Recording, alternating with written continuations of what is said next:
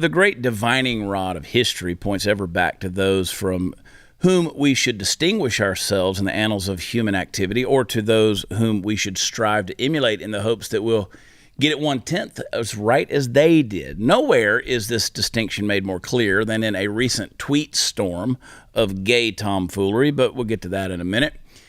Do you know how banks supposedly teach employees to recognize counterfeit money?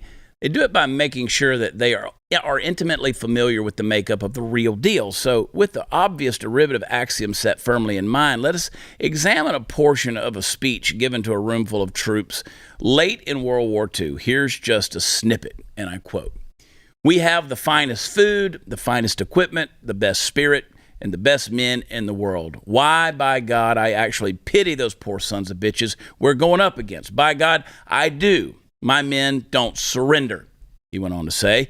"Sure, we want to go home. We want this war over with. The quickest way to get it over with is to go get the bastards who started it. The quicker they are whipped, the quicker we can go home. The shortest way home is through Berlin and Tokyo. And when we get to Berlin, I'm personally going to shoot that paper-hanging son of a bitch, Hitler, just like I'd shoot a snake." Folks, that is the military spirit of a sadly and frighteningly bygone era. The speech belonged to General George S. Patton, a man who was not only brave, but inspired bravery and loyalty among his troops like only a few have done down through history. And now that we've had our patriotic fun, let us contrast this patron saint of wartime speeches with a modern-day counterpart. Allow me to introduce retired Colonel Brian T. Donnelly, a decorated officer from the generation you got when Don't Ask, Don't Tell was repealed. If you're not watching, what you'll see before you is a military man who's also wearing, of all things, a mask fashioned to look like the head of a dog. Yeah, that's what I said. I didn't stutter. This is because Donnelly and so many like him are into what's known as puppy play. I'll allow a moment of silence for you to gag back your lunch and resettle yourself if you happen to know what that means. If you take a look at the images on Twitter, and Chris is putting them up here now, you get a pretty shocking image of what the military of our time is starting to look like. In addition to the already disrespectful and no doubt protocol-breaking habit of wearing a dog's head mask with your uniform, there are pictures of this dude in all sorts of compromising positions, including exposing his penis on base, hanging out in various stages of undress all over the place. In fact, and even in the middle of performing a sex act on, I don't know, what would you call it, fellow dog man?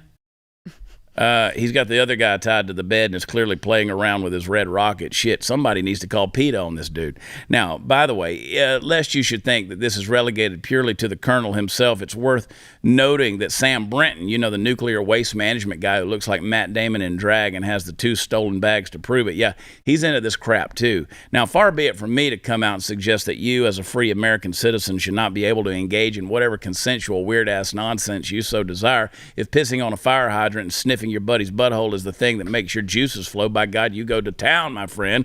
I just don't want to hear about it necessarily, but here all of my tolerance breaks down. Here I become the bigot, the homophobe, the hopeless Obama-era, bitter clinger who doesn't want things to change so damn drastically. You see, we need killers in our military. I'm going to say that again because I think it's really important, especially right now, to realize what the job is and the kind of people who are best qualified to do it. We need killers in our military.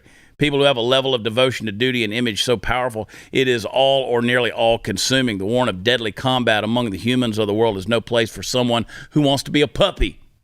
I don't care how many anabolic steroids you took to get jacked, and it's not that you're gay, bro. It's that you're obviously hitched primarily to a sexual identity, when at best you should be hitched to the collective identity of those who sacrifice for us and whom we honor the most deeply. About the bravest thing this dude is probably capable of is sucking a bullet out of another man's dick. But I digress.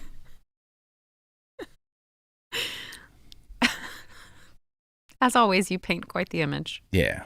Well, look at there. There's the good General Patton right there, 1945, and then this piece of shit who looks like he's waiting on a Scooby snack.